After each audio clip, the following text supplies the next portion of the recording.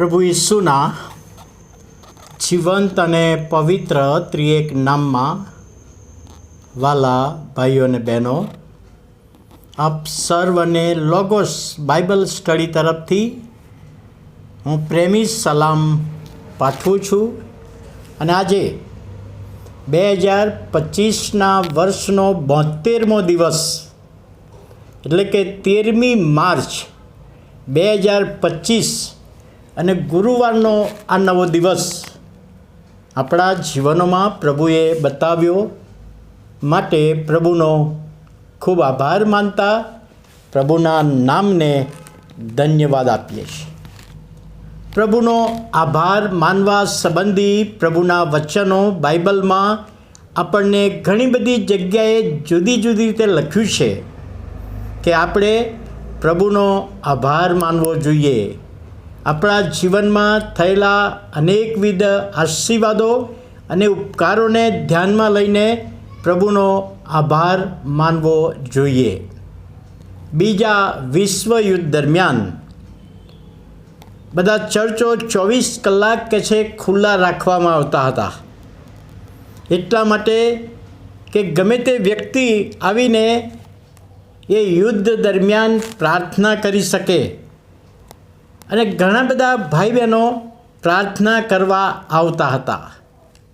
એક નાનો છોકરો 10-12 વર્ષનો છોકરો દરરોજ 5 મિનિટ માટે પ્રાર્થના કરવાને આવે.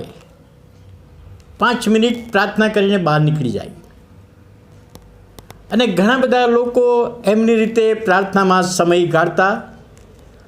અને ચર્ચના પગીએ જોયું કે આ છોકરો નિયમિત 5 મિનિટ માટે પ્રાર્થના કરવા આવે છે. અને કેટલાક અઠવાડિયા એ પ્રમાણે ચાલ્યું. અને એક દિવસે શું થયું, આ જે છોકરો 5 મિનિટના બદલે 10 મિનિટ બેઠો અને એણે પ્રાર્થના કરી. અને જ્યારે બહાર નીકળ્યો ત્યારે પેલા પગીએ પૂછ્યું કે હું તને જોઉં છું કે દરરોજ તું ફક્ત 5 મિનિટ માટે જ પ્રાર્થના કરવા આવે છે, અને આજે તું 10 મિનિટ કેમ બેઠો? આજે તે 10 મિનિટનો સમય પ્રાર્થનામાં લીધો. અને ત્યારે એ છોકરાએ જે જવાબ આપ્યો કે દરરોજ હું મારા પપ્પા માટે પ્રાર્થના કરવા આવતો હતો કે પ્રભુ, આ યુદ્ધમાં મારા પપ્પા સૈનિક તરીકે છે અને એમને જે જવાબદારી છે દેશની, એ જવાબદારીમાં સહાય કરો, પણ મારા પપ્પાનો બચાવ કરજો. એવી હું પ્રાર્થના 5 મિનિટ કરતો હતો. પણ ગઈકાલે મારા પપ્પા સહી સલામત ઘરે આવ્યા, અને માટે આભાર માનવાને માટે પ્રભુની આગળ મેં કહ્યું કે પ્રભુ, મારી પ્રાર્થના હતી કે મારા પપ્પાને બચાવજો, અને તમે એમનો બચાવ કર્યો છે, સહી સલામત અમારા ઘરમાં લાવ્યા છો. માટે આજે આભાર માનવાને માટે, આભાર સ્તુતિ કરવાને માટે મેં 5 મિનિટનો વધારે સમય લીધો.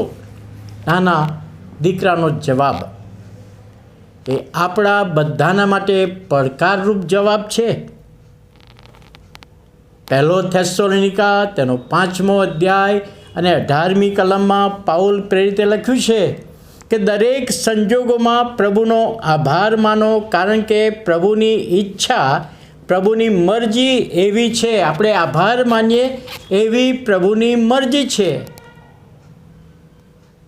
દરેક સંજોગોમાં પ્રભુનો આભાર માનો. અમેરિકામાં એક ચર્ચમાં આભાર સ્તુતિની મિટિંગ રાખી, અને પાળક સાહેબે જાહેર કર્યું કે આપણા શહેરમાં જેટલા અંધ બાળકો છે, એ અંધ બાળકોને લઈને એમના માતા પિતા આભાર સ્તુતિની આ મિટિંગમાં આવે પ્રભુનો આભાર માનવાને માટે. અને કહે છે ઘણા બધા માતા પિતા એમના જે બાળકો અંધ હતા તેઓને લઈને આવ્યા ચર્ચમાં આભાર સ્તુતિની પ્રાર્થના કરવાને માટે. અને ગામના મેયર, એમનો છોકરો પણ અંધ હતો, એ પણ આવ્યા. અને પાળક સાહેબે પહેલી પ્રાર્થના એ મેયર સાહેબને સોંપી કે આપણે પ્રાર્થના મિટિંગની શરૂઆત કરીએ આભાર સ્તુતિની, અને મેયર સાહેબ પ્રાર્થના કરાવશે. અને એમણે કેવી પ્રાર્થના કરાવી?